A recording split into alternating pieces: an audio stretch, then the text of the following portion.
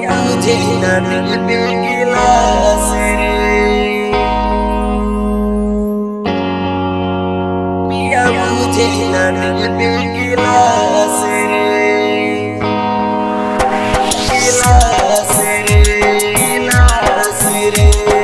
देहिया के लागे पियास रे, देहिया के लागे पियास रे, पिया बुझे ना देवे गिलास रे, पिया बुझे ना देवे गिलास रे।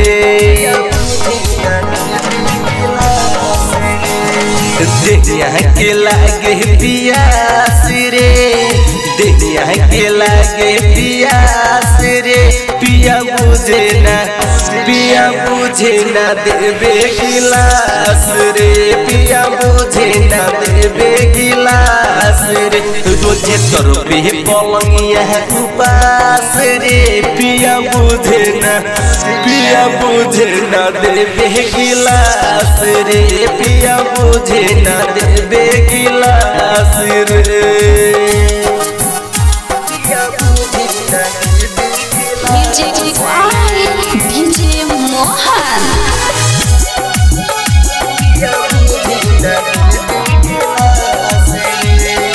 डायमंड रिकॉर्डिंग स्टूडियो छावड़ा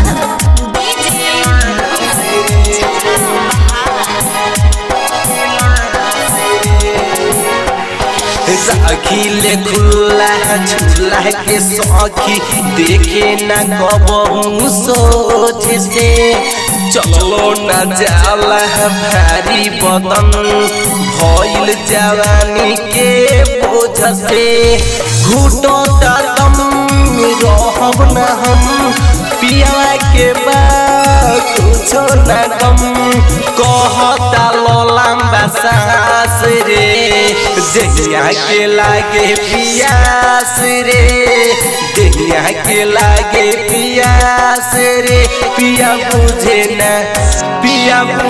ना देवे गिलास रे, पिया बुझे ना देवे गिलास रे।